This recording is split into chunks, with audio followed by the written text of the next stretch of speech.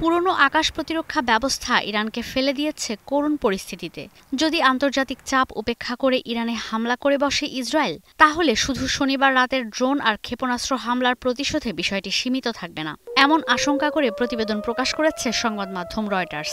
কূটনৈতিক আর কৌশলগত হামলার খরচ একপাশে রাখলে যদি শক্তিশালী পাল্টা পদক্ষেপ নিতে যায় ইসরায়েল, ইরানের অভ্যন্তরে হামলা করতে বেগ পেতে হবে না তেল আবিবকে, এমনটাই বলছেন সামরিক বিশ্লেষকরা। We know that the threat is there, it's still there.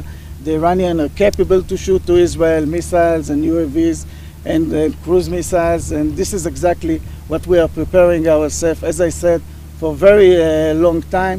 And we have to say that it is us together with CENTCOM and the coalition which is around us, which is something very significant for the defense of Israel. ইরানের গেল সপ্তাহে ইসরায়েলের হামলার দৃশ্যপট প্রমাণ করেছে তেহরানের হামলা আর ইসরায়েলের প্রতিরক্ষা ব্যবস্থার ব্যবধান। শত শত ড্রোন, ব্যালিস্টিক আর ক্রুজ ক্ষেপণাস্ত্র ইসরায়েলের ভূখণ্ডের তেমন কোনো ক্ষতি করতে পারেনি। ইরানের এয়ার ডিফেন্স সিস্টেমের আরেকটি বিষয়, এগুলো রাশিয়ার ক্ষেপণাস্ত্র প্রতিরক্ষা ব্যবস্থার আদলে তৈরি। স্থানীয়ভাবে যেগুলো তৈরি হয়েছে সেই প্রতিরক্ষা ব্যবস্থাও মার্কিন আর রুশ পুরনো যুদ্ধবিমানের আদলে তৈরি। একটি সিস্টেম 2015 সালে স্থাপন করা হয়েছিল সিরিয়াতে, যে কারণে ইসরায়েলের সেনাদের বছরের পর বছর অভিজ্ঞতা আছে কিভাবে এই আকাশ প্রতিরক্ষা ব্যবস্থার সঙ্গে পেরে ওঠা যায়। তবে সামরিক বিশ্লেষকরা বলছেন, ইসরায়েল এই ঝুঁকি নেবে কিনা তা নির্ভর করছে ইরানের হামলা প্রতিহত করতে তেল আবিব কতটুকু কার্যকর তার উপর। You know, air defense it's always a challenge for the Israeli pilots, but then from the other end, this is something that we know how to deal with. I wouldn't get into the operational, the operational and relevant way of doing things, but this is what the Israeli Air Force and the Israeli pilots were training themselves for years and years, and we feel quite confident that if something would be needed to do, we know how to do it.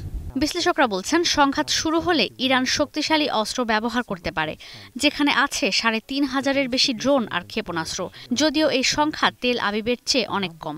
ইসরায়েলের আকাশসীমা সুরক্ষিত রাখতে সপ্তাহব্যাপী কার্যকর ছিল arrow system, David sling আর iron ডোম, যা প্রতিহত করেছে হাজার হাজার রকেট।